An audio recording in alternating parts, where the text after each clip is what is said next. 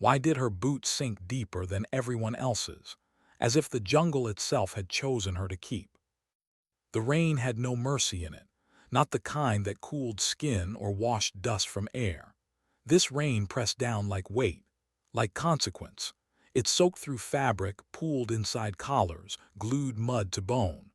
The jungle on the Colombian border swallowed sound and light, turning every breath into effort and every step into negotiation. Bravo Platoon was running. Not running, surviving momentum. 80 pounds of gear on each back. Rifles slung, packs bouncing, boots sliding on wet roots that waited like traps. Men stumbled. Someone swore. Someone cried out when his ankle twisted, but he kept moving anyway because stopping meant staying and staying meant dying. "Move," Sergeant Maddox shouted, voice breaking through the rain. "Move now." Tracer rounds carved red scars through the darkness behind them. They had walked into an ambush they never saw coming. And at the back of the formation, struggling to keep pace, was Riley Davis. She wasn't built for this, not in the way they were.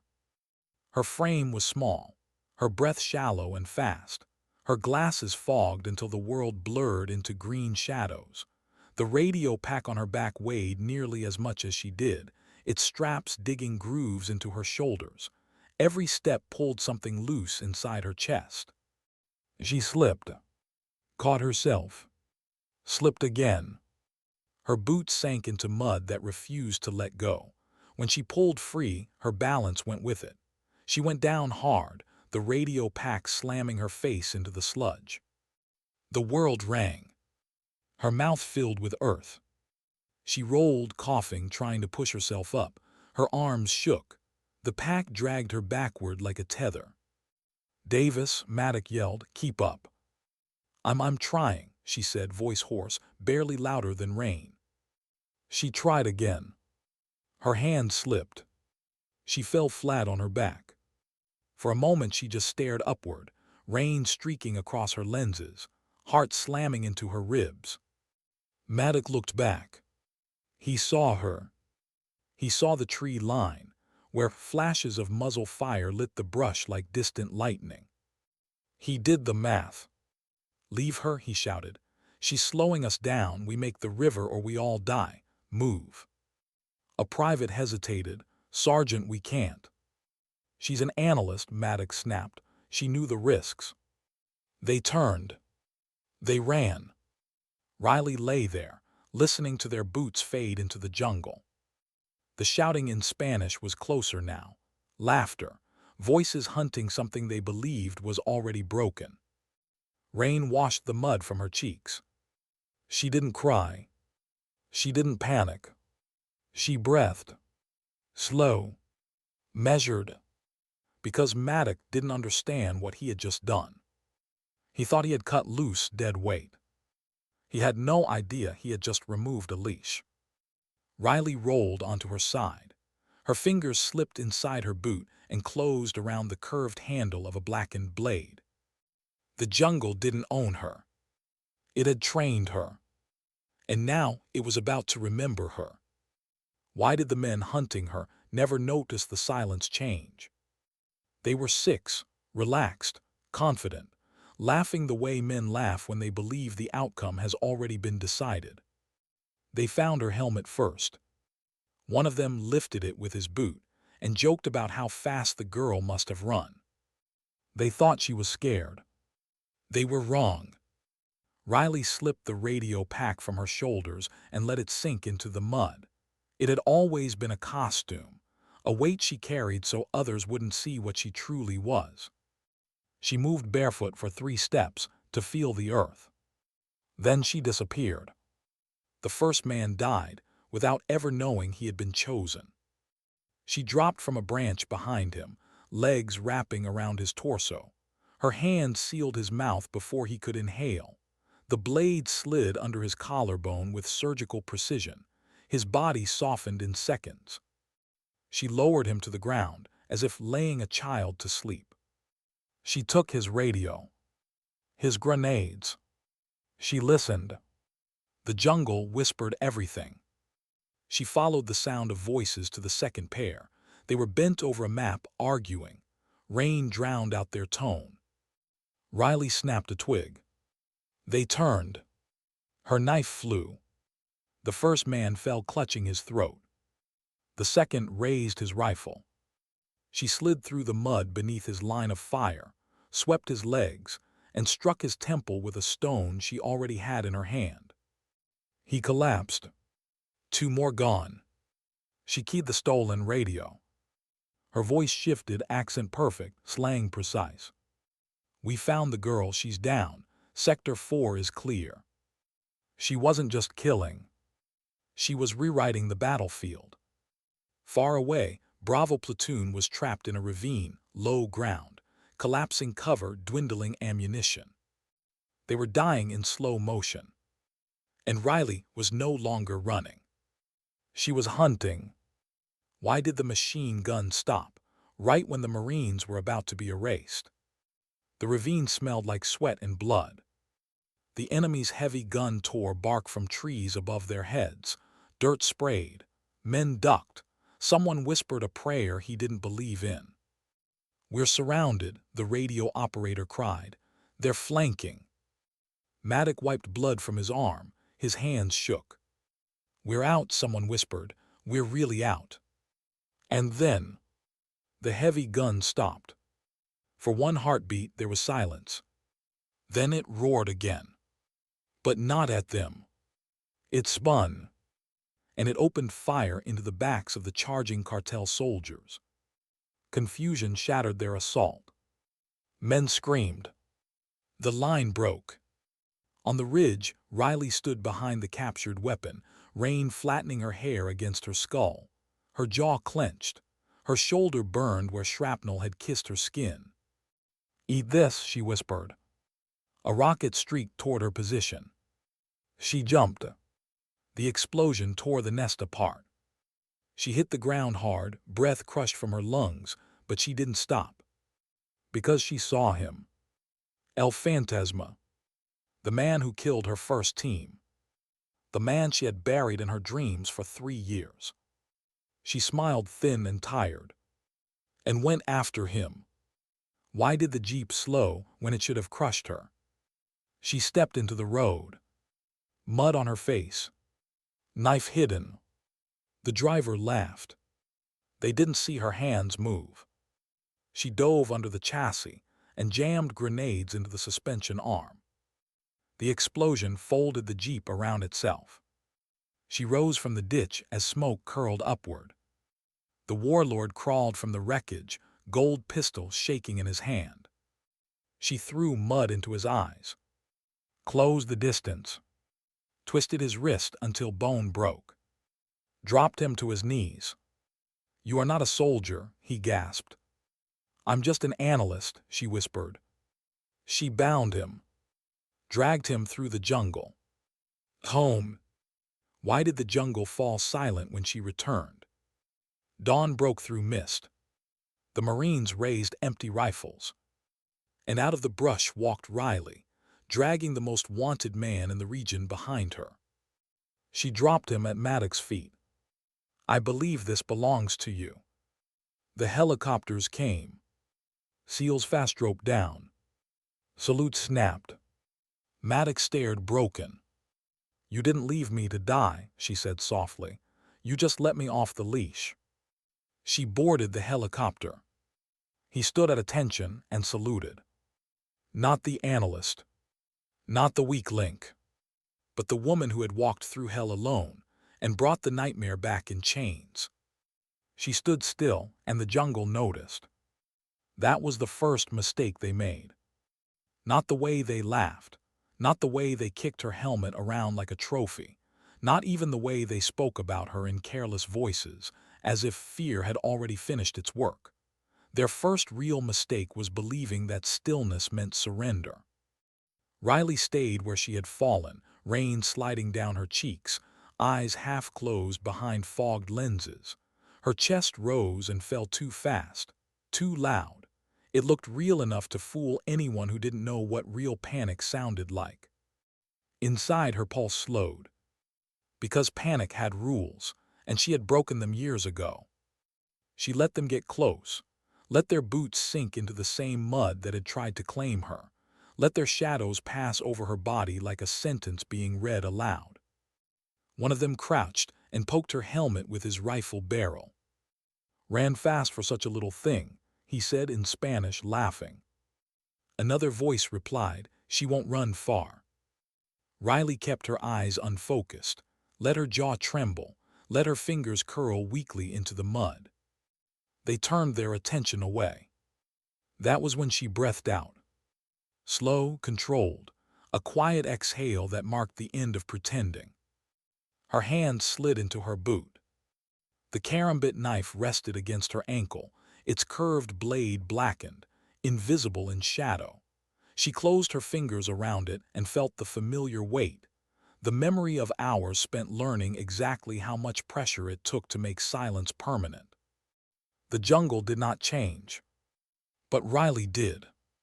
She rolled once smoothly, letting her body move like it had been trained to efficient, economical, purposeful. The radio pack slipped from her shoulders and vanished into the mud, finally discarded like the lie it had always been. She was no longer the analyst. She was no longer the girl who tripped. She was no longer anyone they thought they knew. She rose into the shadow like something the jungle itself had grown. The first man walked behind her without knowing it. He was relaxed, his rifle hung loose. He hummed under his breath, a sound swallowed by rain. Riley dropped from a low branch behind him, legs locking around his ribs. Her hand sealed his mouth. The knife slid into the soft hollow beneath his collarbone, severing what mattered. His body softened. His breath ended. She held him until his weight surrendered, then lowered him gently to the ground. Not out of kindness. Out of discipline. Noise was the only enemy that still mattered.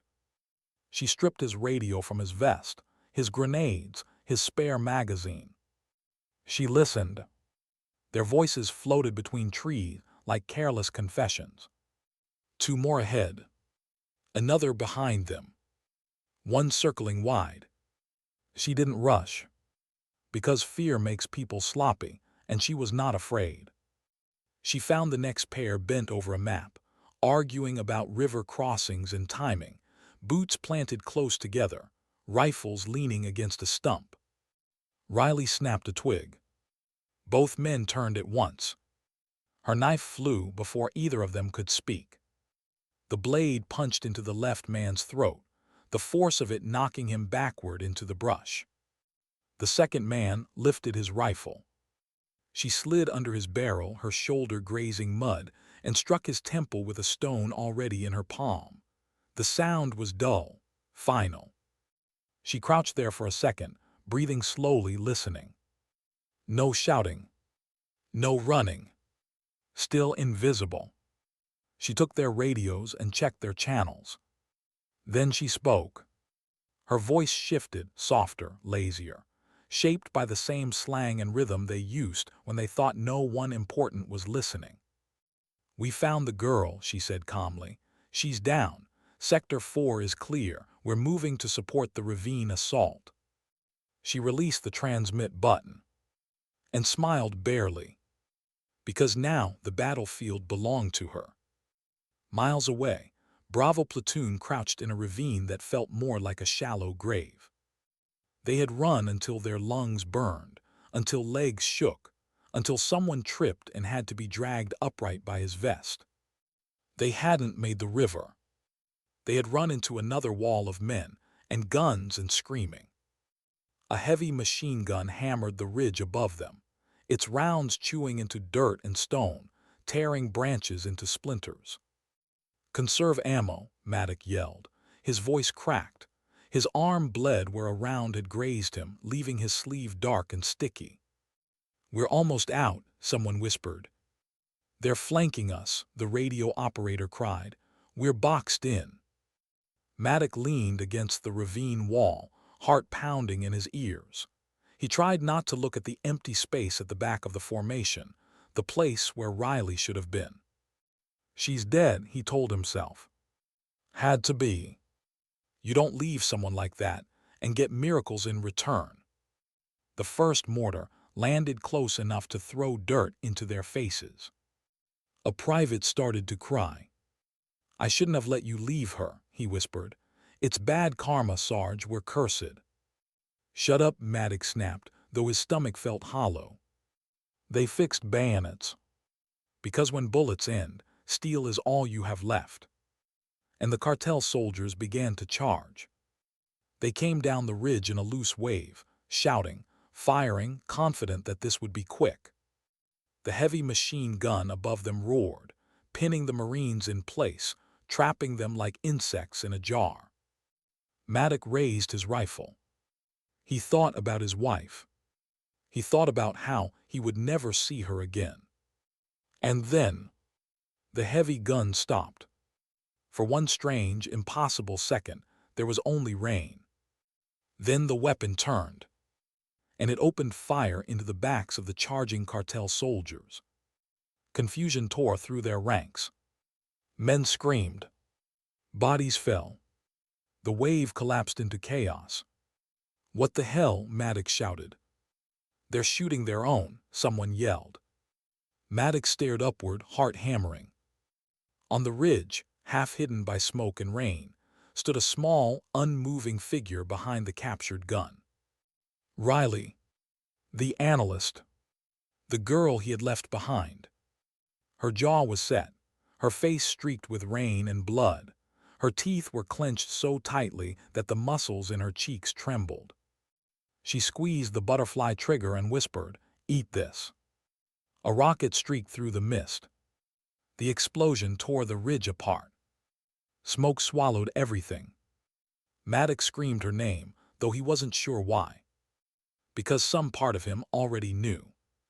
Some people aren't meant to be saved. They are meant to return. And Riley Davis was not finished yet. Why did she smile, even as blood slid down her arm and the jungle burned around her? Riley hit the ground hard. The blast didn't throw her gently. It flung her like a broken branch, spun her through smoke and heat, and slammed her into wet brush with a sound that knocked the breath clean out of her chest. For a moment, the world was nothing but ringing and darkness, and the metallic taste of fear at the back of her tongue. She lay there unmoving. Not because she couldn't move. Because she needed to listen. The jungle whispered through the smoke. Leaves hissed. Small fires crackled where shrapnel had torn the earth open. Somewhere nearby, men were shouting in panic, voices tangled and sharp, trying to understand what had just happened to their perfect ambush. Her shoulder throbbed, a deep, pulsing burn that told her metal had kissed bone. Warm blood slid down her arm and soaked into her sleeve. She flexed her fingers. They moved. That was enough. Riley rolled onto her side and pushed herself upright, teeth clenched against the pain. The ridge behind her was gone, blown open, blackened, smoking like a wound that refused to close. The heavy gun lay twisted and silent. She didn't look back. Because she saw him. 100 meters downslope, framed between broken trees and rising mist, a man stood beside a jeep, barking orders into a radio. El Fantasma. The ghost. The reason she had ever worn the analyst mask. The reason her old team had never come home. Her chest tightened, not with fear but with memory, with the echo of laughter around campfires that were gone, with names no one said anymore. She touched her bleeding shoulder and felt a grim, almost tired smile pull at her mouth. "Got you," she whispered. She didn't run. She moved the way shadows move close to the ground, sliding between ferns and fallen trunks, breathing shallow, counting heartbeats instead of steps. Her boots sank quietly. Mud painted her sleeves and cheekbones, dulling the heat of her skin. She coated herself with it, smearing cold earth across her face, her neck, her arms, masking herself from the enemy's thermal scopes the way she'd been taught by men who spoke little and watched everything. She became part of the jungle again. Ahead, El Phantasma's guards moved in tight formation, weapons scanning the brush, nerves stretched thin by confusion. They had lost control of the battlefield. Their certainty had cracked. That made them dangerous but also sloppy. Riley followed their footprints like a whispered language. She counted 8 men. Then 10. Then 12. She didn't need to kill them all. She just needed him. The jeep lurched forward, tires throwing mud, trying to navigate a narrow trail that twisted between broken trees. The driver cursed. One of the guards leaned out, shouting directions. Riley stepped onto the trail. She stood in the open. Small, mud-streaked, bleeding, empty-handed. The driver saw her and laughed. "Run her down," El Phantasma said lazily, already turning back to his radio. The engine roared. The jeep surged forward. Riley didn't move. Her fingers slid into her vest pocket. The bumper closed in 10 feet, then 5. At the last second, she dove. Her body rolled beneath the chassis, mud filling her mouth, metal scraping her pack. She slammed 2 stolen grenades into the suspension arm, yanked their pins, and kicked off the ground. She rolled into the ditch. The explosion folded the jeep in on itself. Flames bloomed. Metal screamed. The vehicle flipped and crashed into a tree, its hood crumpling like paper. Riley rose slowly from the ditch, breath ragged, knife already in her hand. El Phantasma crawled from the wreckage, dazed, blood streaking his face, gold pistol shaking in his grip. He aimed. Riley scooped a handful of wet earth and flung it into his eyes. He fired blindly, shots cracking into trees behind her. She closed the distance. Her hand clamped around his wrist. She twisted until bone snapped. His scream tore through the jungle. She kicked his knee and drove him to the ground. She pressed the blade beneath his jaw. "You are not a soldier," he gasped in Spanish. "You are a demon." Riley's voice was soft. "I'm just an analyst." She struck him with the hilt of the knife. He collapsed unconscious in the mud. She zip-tied his wrists, breathing hard now, exhaustion creeping in around the edges of her vision. Her shoulder burned. Her legs trembled, but she didn't stop. She grabbed his collar and began to drag him through the jungle, one slow, painful step at a time, back toward the ravine. Because somewhere behind her, men were waiting to see whether they were already dead. And Riley Davis was not done proving that she still belonged among the living. Why did the jungle fall silent, as if even the rain had paused to watch her walk back? Riley didn't remember when the shaking started. Maybe it was after the adrenaline thinned.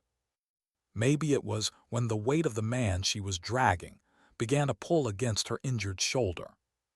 Maybe it was simply her body reminding her that she was still human.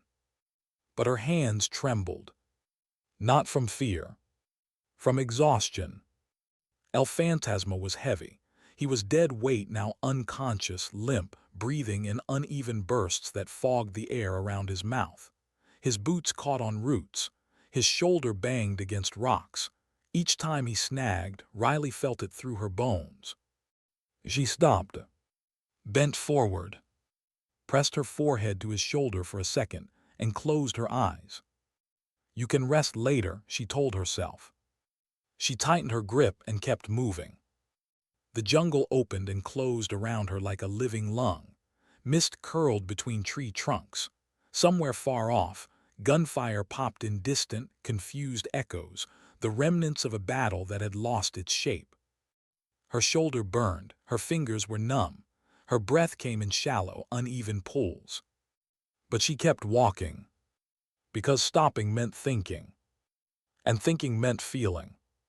She reached the edge of the ravine, just as dawn began to leak into the sky. Gray light crept through the mist, turning the world soft and unreal, like something remembered rather than lived. Bravo platoon was huddled behind broken logs and torn earth, weapons raised, eyes hollow. They were waiting to die. Contact, someone shouted when they saw her silhouette in the fog. Rifles came up, fingers tensed on triggers. Hold, Maddox yelled. His voice cracked, fear and hope tangled together. Riley stepped forward, boots squelching softly in the mud. She dragged El Fantasma behind her like proof. She didn't speak at first. She simply walked into the center of their perimeter and let the body fall from her hands. It hit the ground with a dull, heavy sound. "I believe this belongs to you," she said. Silence swallowed the ravine. Maddox stared at her, mud-streaked, bleeding, eyes stripped of their softness. "Davis," he whispered, "we thought you were dead." "I was busy," she said quietly. He swallowed, his voice shook. "We left you." She held his gaze, not angry, not bitter. "Just tired." "You made a decision," she said. "You chose your men, that matters." "But You didn't leave me to die," she said gently. "You just let me off the leash." Her mouth curved into the smallest smile. The first helicopter rotors cut through the mist like distant thunder. Riley finally sat down on a fallen log. Her legs gave out the moment she stopped moving. She leaned forward, resting her elbows on her knees, breathing slowly. Her hands were still shaking. Now she let them. Because the job was done. Boots thundered as Navy SEALs fast-roped into the clearing. Their lieutenant took in the scene in one sweep. The warlord on the ground, the battered Marines, and the small woman sitting quietly with a knife resting across her palms. He froze. Then he snapped a salute. "Lieutenant Davis," he said, "we heard Lioness was in the sector." Maddox's jaw dropped. Riley stood carefully, wincing as her shoulder protested. "Good to see you," she said softly. "Can I get a ride? I'm tired of walking." They loaded El Fantasma onto a stretcher. Maddox stepped closer, eyes glassy. "Ma'am, I thought you were weak." Riley looked at him. Then she reached out and squeezed his arm once, steady, forgiving. Never confuse quiet with fragile. She turned toward the helicopter. The blades lifted mist and leaves into the air as she climbed aboard. Maddox stood at attention and saluted, not because of rank, but because of understanding. Because he had learned something he would never forget. Some people don't need to be loud to be lethal. And some of the strongest souls carry their battles in silence. Why did the helicopter feel heavier than it should, even as it lifted her away from the jungle? The rotors cut through the mist with a hollow, echoing thunder. Wind whipped loose leaves into spirals that glittered faintly in the pale morning light. The ravine fell away beneath them, shrinking into something that looked almost peaceful from the air, as if nothing terrible had ever happened there. Riley sat on the metal bench inside the helicopter, shoulders slumped, hands resting loosely between her knees. Her knife lay across her palms. She hadn't realized she was still holding it until one of the SEAL medics knelt in front of her and gently closed her fingers around it. "You're safe now," he said quietly. The word safe felt strange, foreign, like a place she had once known but no longer lived in. Her shoulder throbbed with every vibration of the aircraft. When she shifted slightly, pain flared bright and sharp, the kind that reminded her she was still stitched together by muscle and bone, not the steel everyone now looked at her like she was made of. She didn't look back at the jungle, because memory was louder than engines. The medic cut away the fabric around her shoulder. Shrapnel had torn through muscle, leaving a jagged red bloom beneath. He worked carefully, murmuring reassurances she didn't answer. Across from her, Maddox sat hunched forward, hands clasped together, eyes fixed on the floor. He didn't know what to say. No one ever knows what to say after realizing they've misjudged someone that deeply. Finally, he spoke. "I thought you were fragile," he said. I thought I was protecting my men." Riley's eyes lifted slowly to meet his. "You were," she said. "You just didn't know I was one of them." His throat tightened. "You could have died." She nodded. "So could you." Silence filled the space between them, not awkward, not angry, just heavy, honest. Because survival doesn't always leave room for apologies. It leaves room for understanding. The helicopter banked slightly, and the medic finished bandaging her shoulder. "You're going to feel this later," he said gently. "I already do," Riley replied softly. He smiled faintly and moved on. Riley leaned her head back against the cold metal wall. Her eyes closed for a moment, and memory flooded in. Her old team. Their laughter. The way one of them used to hum badly off-key while cleaning his rifle. The last radio call that never finished. She swallowed. They hadn't died for a story. They had died because someone like El Phantasma existed. And now he was zip-tied and unconscious in the back of this helicopter. Justice didn't feel triumphant. It felt quiet, tired, necessary. The SEAL lieutenant approached and knelt beside her. "You did more than bring him in," he said. "You dismantled half his command network tonight." Riley didn't answer. She wasn't thinking about networks. She was thinking about faces, about names that lived in her chest. The helicopter began its descent toward the forward operating base. Lights blinked below them like scattered stars. Riley opened her eyes. Somewhere in those lights was a bed she would lie in and not sleep in. Somewhere was paperwork, debriefs, medical forms, questions she didn't want to answer. But also, somewhere in those lights, was the end of something that had haunted her for years. Maddox stood as the helicopter touched down. He hesitated, then turned to her. "Thank you," he said. His voice was rough, "for saving us." Riley gave him a tired, small smile. "Take care of your people," she said. "That's how you thank me." He nodded deeply, respectfully. As she stepped off the helicopter, the wind tugged at her hair and clothes. She walked slowly, one careful step at a time, feeling the weight of everything finally begin to settle into her bones. She wasn't walking away as a legend. She was walking away as a woman who had carried a war inside her and finally laid part of it down.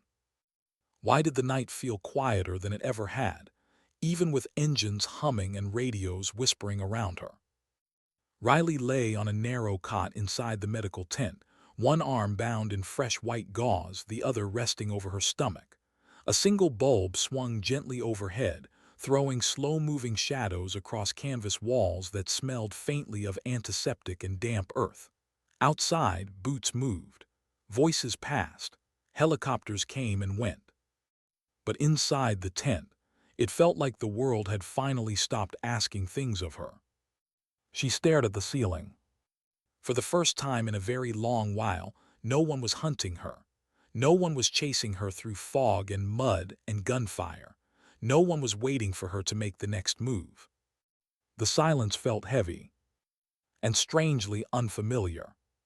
Her body ached in ways adrenaline had kept hidden, deep bruises along her ribs, a burning pull in her shoulder, a dull throb behind her eyes that felt like grief trying to find words. She closed her eyes. Faces came. Not the enemy. Her team. The ones she used to sit with around dented metal tables, sharing instant coffee and quiet jokes. The ones who never got to leave their last mission. The ones who taught her how to laugh even when everything hurt. She inhaled slowly. "I got him," she whispered to no one. "I finally got him." No cheers followed. No music. Just the soft rustle of canvas and the low hum of generators. Justice, she realized, doesn't clap.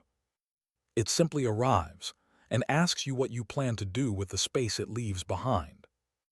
A nurse stepped inside and checked her vitals, adjusting her bandage gently. "You're going to be sore for a few weeks," she said kindly, "but you'll heal." Riley nodded. Heal? The word felt almost hopeful. When the nurse left, Riley swung her legs over the side of the cot and stood slowly. Her knees wobbled, but they held. She stepped outside the tent. The base glowed under floodlights. Soldiers moved between buildings. Laughter drifted faintly from somewhere she couldn't see. Life going on. She walked a little way and stopped at the edge of the compound, where the jungle waited like a dark ocean. She didn't feel anger anymore. She felt space. Room to breathe. Room to decide who she would be when the war inside her finally quieted. She pressed her hand lightly against her bandaged shoulder. Not a wound. A reminder. She wasn't invisible. She wasn't weak. She was resilient, the kind that bends, breaks a little, and still stands back up. Riley turned back toward the lights, toward the living. And as she walked, one simple truth settled quietly into her bones. Sometimes dignity doesn't speak. It simply acts.